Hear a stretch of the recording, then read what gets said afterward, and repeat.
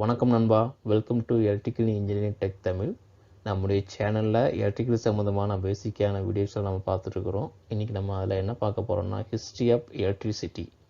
ஓகேவா, ஏற்கனவே இந்த எலக்ட்ரிசிட்டி பற்றி நம்ம பேசிக்கான வீடியோஸை பார்ட் 1, 2, 3 ஏற்கனவே நான் அப்லோட் பண்ணியிருக்கிறேன். அதை பார்க்காதவங்க இந்த வீடியோவில் டெஸ்கிரிப்ஷன் லிங்க் கொடுக்குறேன். நீங்கள் போயிட்டு ஃபர்ஸ்ட் ஆஃப் ஆல் அதை பார்த்து தெரிஞ்சுக்கிடுங்க. அது மட்டும் இல்லாமல் மற்ற வீடியோக்கும் நான் வந்து அப்லோட் பண்ணியிருக்கேன், அதையும் நீங்கள் போயிட்டு பார்த்து தெரிஞ்சுக்கிடுங்க. இந்த வீடியோவோட எண்டில் இந்த வீடியோ பிடிச்சிருந்துச்சுன்னா சப்ஸ்கிரைப் பண்ணுங்கள், லைக் பண்ணுங்கள், ஷேர் பண்ணுங்கள். இந்த சப்ஸ்கிரைப், லைக், ஷேருங்கிறது என்ன சொல்கிறதுனா, நீங்கள் எனக்கு கொடுக்குற ஒரு பெரிய காஸ்ட், அது மட்டும் இல்லாமல் மிகப்பெரிய சப்போர்ட். ஸோ இதெல்லாம் கொஞ்சம் மறக்காமல் பண்ணுங்கள். வாங்க வீடியோக்குள்ளே போகலாம்.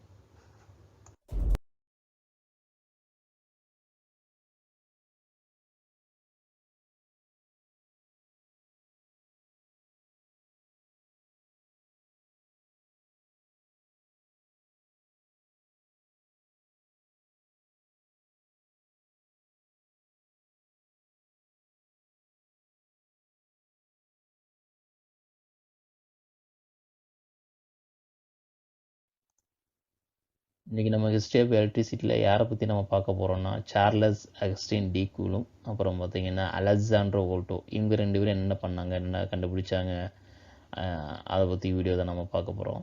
ஓகேவா, வாங்க வீடியோக்குள்ளே போகலாம். இவர் தாங்க சார்லஸ் அகஸ்டின் டி கூலும். இது வந்து நம்ம கேள்விப்பட்டிருவோம், கூலும் இந்த வார்த்தை நம்ம படிக்கும்போது என்னென்னா எலக்ட்ரிக்கல் சார்ஜ் ஒரு யூனிட் என்ன பார்த்தீங்கன்னா கூலும் சொல்லுவாங்க. கரெக்டாக அது இவரோட பேர் தான் வச்சுருக்காங்க. ஓகே, ஆக்சுவலாக வந்து சார்லஸ் அகஸ்டின் டி கூலும் வந்து இவர் வந்து பார்த்திங்கன்னா ஃப்ரெஞ்சு நாட்டை சேர்ந்த ஒரு பிசிக்ஸ். ஓகேவா, இவர் நிறைய எக்ஸ்பெரிமெண்ட்லாம் பண்ணி கண்டுபிடிச்சிருக்காரு. அதுக்கப்புறம் தான் இவருடைய பேரை வந்து பார்த்திங்கன்னா 1785 வந்து பார்த்திங்கன்னா கூலும் வச்சுருக்காங்க. ஓகே, இவர் என்னென்ன கண்டுபிடிச்சாருங்கிறது ஜஸ்ட் கொஞ்சம் பேசிக்கான இதை நம்ம பார்க்கலாம் வாங்க. ஆக்சுவலாக first of all Coulomb's Lana என்ன பார்க்கணும்னா, ரெண்டு ஸ்டேஷனரி பார்ட்டுக்குள்ளே அதாவது ஒரு ஆட்டம், அந்த உலகத்தில் உள்ள எல்லா பொருட்களும் ஆட்டமால் ஆனது. ஓகேவா, ஒவ்வொரு இதுக்கும் ஒரு பாசிட்டிவ் சார்ஜ் இருக்கும், நெகட்டிவ் சார்ஜ் இருக்கும். ஓகேவா, பாசிட்டிவ் சார்ஜ் நெகட்டிவ் சார்ஜ்லாம் ஒன்றும் இல்லை. ஒரு ஆட்டம்ல எலக்ட்ரான் வந்து அதிகமாக இருந்துச்சுன்னா அது நெகட்டிவ் சார்ஜ், ஒரு ஆட்டம்ல புரோட்டான் வந்து அதிகமாக இருந்துச்சுன்னா அது பாசிட்டிவ் சார்ஜ். ஓகேவா, இது பார்த்தீங்கன்னா அந்த பாசிட்டிவ் சார்ஜ் நெகட்டிவ் சார்ஜை அட்ராக்ட் பண்ண தான் எலக்ட்ரிசிட்டி ஃபோர்ஸ்னு சொல்லுவாங்க. பாசிட்டிவ் நெகட்டிவ் வந்து என்ன பண்ணும், அட்ராக்ட் பண்ணும். பாசிட்டிவ் பார்த்தா ரிப்பல் பண்ணும். இது தான் வந்து அவர் வந்து ஒரு தியரிட்டிக்கலாக நம்ம வந்து எக்ஸ்பிளைன் பண்ணியிருக்காரு. இதுதான் எலக்ட்ரோஸ்டாட்டிக் ஃபோர்ஸ். இந்த 2 சார்ஜுக்குள்ள எலக்ட்ரோஸ்டாட்டிக் ஃபோர்ஸை இது பண்ணுறது தான் கூலம்ஸ் லா. ஓகே, இது வந்து பார்த்தீங்கன்னா பார்த்தீங்கன்னா உங்களுக்கு தெரியும் 1785 தான் இவரோட இந்த கூலம்ஸ் லா வந்து இது பண்ணுது. ஓகேவா, ஓகே, இதை பற்றி இன்னும் தெளிவாக பார்க்கலாம். அதாவது ஒரு ஆட்டம் எடுத்துட்டிங்கன்னா பாசிட்டிவ் சார்ஜ் நெகட்டிவ் சார்ஜ் இருக்கும். கரெக்டாக, ஓகே, அது வந்து பாசிட்டிவ் வந்து பார்த்தீங்கன்னா ரிப்பல் பண்ணும், பாசிட்டிவ் நெகட்டிவ் வந்து பார்த்தீங்கன்னா அட்ராக்ட் பண்ணும். ஓகே, அது ஒன்றெல்லாம் அது எவ்வளோக்குள்ளே அட்ராக்ட் பண்ணுது, எவ்வளோக்குள்ளே ரிப்பல் பண்ணுதுங்கிறத, அப்புறம் பாசிட்டிவ் நெகட்டிவ் எவ்வளோக்குள்ளே அட்ராக்ட் பண்ணுது, எவ்வளோக்குள்ளே அதில் ஃபோர்ஸ் இருக்குது, இதை வந்து ஒரு தியரிட்டிக்கலாக அப்படின்ற ஒரு ஃபார்முலாவே இவர் வந்து கண்டுபிடிச்சிருக்காரு. இது இப்போ கூலம்ஸ் லா பற்றி நம்ம பார்க்கலாம். கூலம்ஸ் லா நம்ம ரெண்டு லா பார்க்க போகிறோம், ஃபர்ஸ்ட் லா, செகண்ட் லா. ஓகேவா, ஓகே, ஏற்கனவே திருப்பி நான் இந்த எக்ஸ்பிளைன் பண்ணுறேன். கூலம்ஸ் லானா என்ன, ஒரு சார்ஜ் இருக்குன்னா ஒரு ரெண்டு பாசிட்டிவ் சார்ஜ் நெகட்டிவ் சார்ஜ் இருக்குன்னா அது எவ்வளோக்குள்ளே அட்ராக்ட் ஆகுது. ஓகேவா, ப்ளஸ் அதோட அட்ராக்டிவ் ஃபோர்ஸ், அதாவது எலக்ட்ரிசிட்டி ஃபோர்ஸ் எவ்வளோக்குள்ளே இருந்தால் அதிகமாக இருக்கும், எவ்வளோக்குள்ளே வந்தால் கம்மியாக இருக்கும். ஓகே, 2 சார்ஜ் இருக்குன்னா எந்தெந்த சார்ஜ் ரிப்பல் பண்ணுறது, எந்தெந்த சார்ஜ் வந்து அட்ராக்ட் பண்ணுறது, இதை தான் நமக்கு தெளிவாக எக்ஸ்பிளைன் பண்ணுறது தான் கூலம்ஸ் லா. ஓகேவா, ஃபர்ஸ்ட் லா நம்ம பார்த்துருவோம். ஃபர்ஸ்ட் லா நம்ம என்ன பார்க்க போகிறோம்னா, ஃபர்ஸ்ட் லா வந்து பார்த்திங்கன்னா ஒரு எலக்ட்ரிக்கலி ஏதாவது ஒரு சார்ஜர் மெட்டீரியல்ஸ் எடுத்திங்கன்னா அதெல்லாம் பாசிட்டிவ் சார்ஜ் நெகட்டிவ் சார்ஜ் இருக்குது இல்லையா. பாசிட்டிவ் நெகட்டிவும் பார்த்திங்கன்னா அட்ராக்ட் பண்ணும். அதே போல் பாசிட்டிவ் நெகட்டிவ் அட்ராக்ட் பண்ணும், நெகட்டிவ் பார்த்திங்கன்னா ரிப்பல் பண்ணும், பாசிட்டிவ் பார்த்திங்கன்னா ரிப்பல் பண்ணும். ஓகேவா, இதை தான் வந்து ஃபர்ஸ்ட் லாவில் அவர் சொல்லியிருக்காரு. பாசிட்டிவ் சார்ஜ் நெகட்டிவ் சார்ஜ் மட்டும்தான் அட்ராக்ட் பண்ணும், மற்ற அது ஒரு சேம் சார்ஜாக இருந்துச்சுன்னா அது வந்து ரிப்பல் பண்ணும். ஓகே, இது பற்றி ஏற்கனவே நம்ம ஆட்டம்னா தெளிவான ஒரு வீடியோவில் நான் ஆட்டம்னா என்ன அப்படிங்கிறதுல நான் வந்து பாசிட்டிவ் சார்ஜ்னா என்ன நெகட்டிவ் சார்ஜ்னா என்னங்கிறது தெளிவாக நான் கொடுத்துருப்பேன். அந்த வீடியோவோட இந்த வீடியோ டெஸ்கிரிப்ஷனில் நான் கொடுக்குறேன், அந்த லிங்க் கொடுக்குறேன். நீங்கள் போய்ட்டு ஃபஸ்ட்டு பார்த்து அதை தெரிஞ்சுக்கிட்டிங்கன்னா உங்களுக்கு அந்த பாசிட்டிவ் சார்ஜ்னா என்ன, நெகட்டிவ் சார்ஜ்னா என்ன, பாசிட்டிவ் நெகட்டிவ் ஏன் அட்ராக்ட் ஆகுது, இல்லைன்னா நெகட்டிவ் ஏன் ரிப்புல் ஆகுது, அந்த விஷயம்லாம் உங்களுக்கு தெளிவாக கொஞ்சம் ஈஸியாக புரியும். ஓகேவா? ஓகே, ஜஸ்ட் நான் இப்போ சிம்பிளாக எக்ஸ்பிளைன் பண்ணுறேன்னா, பாசிட்டிவ் சார்ஜ் எப்படின்னா ஒரு ஆட்டமில் புரோட்டான் வந்து பார்த்திங்கன்னா அதிகமாக இருந்துச்சுன்னா அது பாசிட்டிவ் சார்ஜ், ஒரு ஆட்டமில் எலக்ட்ரான் வந்து பார்த்திங்கன்னா அதிகமாக இருந்துச்சுன்னா அது வந்து நெகட்டிவ் சார்ஜ். ஓகேவா? ஓகே, அவ்வளோதான். ஒரு ஃபஸ்ட்டில் அவர் என்ன சொல்கிறாருன்னா, பாசிட்டிவ் சார்ஜ் நெகட்டிவ் சார்ஜ் வந்து பார்த்திங்கன்னா அட்ராக்ட் பண்ணும், சேம் சார்ஜ் வந்து பார்த்திங்கன்னா ரிப்பிள் பண்ணும். ஓகே, இதுதான் ஃபஸ்ட்லாம் முடிஞ்சு. அதுக்கப்புறம் செகண்ட்லாம் பார்த்திங்கன்னா அதோடைய ஒரு சார்ஜ் எடுத்துக்கிட்டிங்கன்னா ஒரு ஏதாவது ஒரு பொருளை எடுத்துக்கிட்டிங்கன்னா அது ஒரு எலக்ட்ரிசிட்டி ஃபோர்ஸ் இருக்கும் இல்லையா? அது எலக்ட்ரிசிட்டி ஃபோர்ஸ் பார்த்திங்கன்னா எதை பொறுத்து இருக்கும் பார்த்திங்கன்னா டிஸ்டன்ஸ். இது ஒரு சார்ஜ் இருக்குங்க, அது டிஸ்டன்ஸை பொறுத்து இருக்கும். ஃபர்ஸ்ட் ஆஃப் ஆல் இந்த டிஸ்டன்ஸை பொறுத்து தான் அதோடைய ஃபோர்ஸ், அது அட்ராக்ட் ஆகுது ரிப்பிள் ஆகுது பார்த்திங்கன்னா அந்த டிஸ்டன்ஸை பொறுத்து தான் இருக்கும். இப்போ பாசிட்டிவ் நெகட்டிவ் பார்த்திங்கன்னா அட்ராக்ட் ஆகும். அந்த அட்ராக்ட் வந்து டிஸ்டன்ஸ் அதிகமாக இருந்துச்சுன்னு பார்த்திங்கன்னா அட்ராக்ட் வந்து கொஞ்சம் கம்மியாக இருக்கும், உடனே அட்ராக்ட் ஆகாது. இதே டிஸ்டன்ஸ் வந்து கம்மியாக இருந்துச்சுன்னு பார்த்திங்கன்னா டக்குன்னு அட்ராக்ட் ஆகும். ஓகேவா? அது மட்டும் இல்லாமல் அதோட 2 விஷயங்கள் சொல்கிறாரு. செகண்டால் அதோட டிஸ்டன்ஸு, அதை எலக்ட்ரோஸ்டேட்டிக் ஃபோர்ஸு, ஒரு சார்ஜ்டு பார்ட்டிகிள்ஸ் நீங்கள் எடுத்து பார்த்தீங்கன்னா அது எலக்ட்ரோஸ்டேட்டிக் ஃபோர்ஸு 2 விஷயத்தை பொறுத்து இருக்கும். ஒன்று வந்து பார்த்தீங்கன்னா அதோட எலக்ட்ரிக்கல் சார்ஜை பொறுத்து இருக்கும். எக்ஸாம்பிள், இதில் பாசிட்டிவ் சார்ஜ் அதிகமாக இருக்குது, நெகட்டிவ் சார்ஜ் கம்மியாக இருக்குன்னா அட்ராக்ட் வந்து இதாகும், அதிகமாகும். இதில் வந்து பார்த்தீங்கன்னா சார்ஜ் ஒரு இதில் ரொம்ப பாசிட்டிவ், இது வந்து நெகட்டிவ் சார்ஜ் வந்து அதிகமாக இருக்குது. ஓகேவா? இது வந்து பார்த்தீங்கன்னா பாசிட்டிவ் சார்ஜ் கம்மியாது. அப்படி இருக்கும்போது பாசிட்டிவ் நெகட்டிவ் அட்ராக்ட் ஆகும், ஆனால் கம்மியாக அட்ராக்ட் ஆகும், அதோட ஃபோர்ஸ் வந்து கம்மியாக இருக்கும். இப்போ இதில் பார்த்தீங்கன்னா இதுவும் பாசிட்டிவ் அதிகமாக இருக்குது, நெகட்டிவ் அதிகமாக இருக்கும் பட்சத்தில் சேம் லெவலில் இருந்துச்சுன்னா அட்ராக்ட் வந்து அதோட ஃபோர்ஸ் வந்து பார்த்தீங்கன்னா சீக்கிரமாக அதோட ஃபோர்ஸ் வந்து பார்த்தீங்கன்னா அதிகமாக இருக்கும். இதுதான் அவர் சொல்கிறாரு. 2 சார்ஜ் இருக்குன்னா அந்த சார்ஜோட அந்த எலக்ட்ரிக்கல் சார்ஜோட லெவலை பொறுத்து அதோட ஃபோர்ஸ் இருக்கும், அதோட எலக்ட்ரிசிட்டி ஃபோர்ஸ் இருக்கும். இது வந்து ஃபஸ்ட்டு. ரெண்டாவது வந்து பார்த்தீங்கன்னா டிஸ்டன்ஸு, அதை டிஸ்டன்ஸை பொறுத்தும் அதோட எலக்ட்ரோஸ்டேட்டிக் ஃபோர்ஸ் இருக்கும் அப்படின்னு சொல்கிறாரு. ஓகேவா? இதுதான் கூலும்ஸோட ஃபர்ஸ்ட் லா, செகண்ட் லா. எல்லா இதுலேயுமே பார்த்தீங்கன்னா ஒரு எலக்ட்ரிக்கல் சார்ஜ் இருக்கும், ஒரு சார்ஜ் இருக்கும் ஆட்டமில். இப்படி தான் அந்த பாசிட்டிவ் நெகட்டிவ் வந்து அட்ராக்ட் ஆகுது. இந்த ஃபார்முலா அப்படி தான் இதாகுது. பார்த்தீங்கன்னா எஃப், இது அதோட கூலும்ஸோட ஃபார்முலா இதுதான். எஃப்னா எலக்ட்ரோஸ்டேட்டிக் ஃபோர்ஸு. ஓகேவா? கேங்கிறது கூலும்ஸ் கான்ஸ்டன்ட், எவ்வளோக்குள்ள அந்த சார்ஜ் வந்து கான்ஸ்டண்ட்டாக இருக்குது. Q1 Q2ங்கிறது ஒரு charges, positive charge negative charge. ஓகேவா? D2ங்கிறது டிஸ்டன்ஸை பொறுத்து அந்த சார்ஜஸ் வந்து அட்ராக்ட் ஆகுது, ரிப்பிள் ஆகும். ஓகேவா? டிஸ்டன்ஸ் அட்ராக்ட் ஆகுது, ரிப்பிள் ஆகும்போது அந்த டிஸ்டன்ஸை பொறுத்து இல்லை, அதோட ஃபோர்ஸ் வந்து அந்த டிஸ்டன்ஸை பொறுத்து இருக்கும். ஓகே, ரெண்டாவது நம்ம யாரை பற்றி நம்ம பார்க்க போகிறோம்னா அலெக்சாண்ட்ரோ வோல்டோ. ஓகேவா? முதல்ல எலக்ட்ரிக் பேட்ரி கண்டுபிடிச்சது வந்து இவர் தான். ஆக்சுவலாக இவர் வந்து ஒரு இட்டாலியன் நாட்டை சேர்ந்தவர். ஓகே, இவர் கண்டுபிடிச்ச பேர் வந்து வோல்டோ ஃபைல்னு வச்சுருந்தாங்க. அதை வந்து நாளடைவில் பார்த்தீங்கன்னா எலக்ட்ரிக் பேட்டரியாக இது பண்ணிட்டாங்க. இப்போ நம்ம ஒர்க் ஆகுது எலக்ட்ரிக் பேட்டரி, அதை கண்டுபிடிச்சது, அதை வர்றதுக்கு காரணமாக அமைஞ்சவர் இவர் தான், அலெக்சாண்ட்ரோ வோல்டோ. இவரை பற்றி ஏற்கனவே ஒரு வீடியோ நான் போட்டிருப்பேன், வோல்டேஜ்னா என்ன, வாட் இஸ் அ வோல்டேஜ் அப்படிங்கிறத டாப்பிக்கில் இவரை பற்றி ஏற்கனவே நான் போட்டிருப்பேன். இவர் என்ன கண்டுபிடிச்சாரு, அது மட்டும் இல்லாமல் இது சம்மந்தமாக அந்த பேட்டரி சம்மந்தமாக வீடியோஸ்லாம் நான் போட்டிருப்பேன். அதை பார்க்காதவங்க போயிட்டு பார்த்து தெரிஞ்சுக்கிடுங்க. இந்த டிஸ்கிரிப்ஷன் லிங்க் நான் கொடுக்குறேன். இருந்தால் நான் இப்போ சும்மா ஸ்மாலாக கொஞ்சம் டீட்டெயிலாக கொஞ்சம் எக்ஸ்பிளைன் பண்ணுறேன். ஓகேவா? அலெக்சாண்ட்ரோ வோல்டோ, இவர் வந்து இத்தாலியன் நாட்டை சேர்ந்தவர். ஓகேவா? இதுதான் அவர் கண்டுபிடிச்ச பேட்டரி. இந்த பேட்டரி எப்படி ஒர்க் ஆகுதுங்க விஷயத்தை நம்ம பார்க்கலாம் வாங்க. இவர் கண்டுபிடிச்ச பேட்டரியில் என்னெல்லாம் இருக்குன்னா, ஒரு காப்பர் பிளேட்டு வச்சுருப்பார் ரவுண்டாக, காப்பரு. அதுக்கப்புறம் பார்த்தீங்கன்னா எலக்ட்ரோலைட்டுன்னு சொல்லுவேன். நம்ம நார்மலாக ஒரு பேட்டரியில் என்னெல்லாம் இருக்கும், பாசிட்டிவ் நெகட்டிவ்.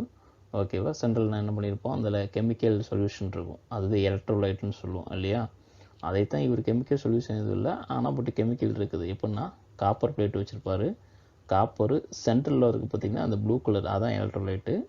அதை வச்சு அதுக்கு பார்த்திங்கன்னா ஒரு ஜிங்க் பிளேட், இந்த காப்பருக்கும் ஜிங்குக்கு இடையில பார்த்தீங்கன்னா ஒரு எலக்ட்ரோலைட் இருக்கும். எலக்ட்ரோலைட்டுங்கிறது ஒன்றுமில்ல, காப்பர் பிளேட்டு ஜிங்க் பிளேட்டு. இது எலக்ட்ரோலைட் என்ன பண்ணுவாங்க, ஒரு பேப்பர் ஒரு ரவுண்டாக கட் பண்ணி வச்சுட்டு இந்த பேப்பரை நீங்களே இந்த காப்பர் ஜிங்க்கு இந்த மெட்டீரியல் எடுத்து நீங்களே இதேமாரி இப்போ செஞ்சீங்கன்னா இது வந்து உங்களால் வந்து பார்த்தீங்கன்னா எலக்ட்ரான்ஸ் வந்து இது பண்ண முடியும், அது வந்து ஒரு வோல்டேஜை உருவாக்க முடியும். ஓகேவா? இது எப்படின்னா காப்பர் ஜிங்க் இது ரெண்டும் வேறு வேறு சார்ஜில் இருக்கும். ஓகேவா? எலக்ட்ரோலைட் இது உள்ள சார்ஜ் வந்து இங்கே மூவ் ஆகும். எப்படி மூவ் ஆகுதுன்னா டேரெக்டாக நீங்கள் இது பண்ணிங்கன்னா ஷார்ட் ஆயிரும். ஸோ இந்த எலக்ட்ரோலைட் வழியாக மூவ் ஆகும். இப்போ நம்ம பேட்டரி எடுத்துக்கிட்டிங்கன்னா பேட்டரியில் வந்து பார்த்தீங்கன்னா ஒரு பாசிட்டிவ் இருக்கும், ஒரு நெகட்டிவ் இருக்கும். இது வந்து பாசிட்டிவ்னு வச்சுக்கோங்களேன், இது வந்து பார்த்தீங்கன்னா நெகட்டிவ். ஓகே, இது ஊடையில் தான் பார்த்தீங்கன்னா எலக்ட்ரோலைட்லாம் இருக்கும், அந்த கெமிக்கல் சொல்யூஷன். ஓகே, அப்போ என்னென்னா இந்த பாசிட்டிவ் நெகட்டிவ். ஓகே, அப்போ சார்ஜ் பண்ணும்போது இந்த பாசிட்டிவ் இந்த நெகட்டிவ் கரண்ட்டு இப்போ ஏன் இந்த பாசிட்டிவ் இந்த நெகட்டிவ் வந்து பாசிட்டிவ் தான் அட்ராக்ட் ஆகும். டேரெக்டாக இது பண்ணிங்கன்னா அந்த டெத்து ஸ்டார்ட் ஆகிடும், டேரெக்டாக ஸ்டார்ட் ஆகாது.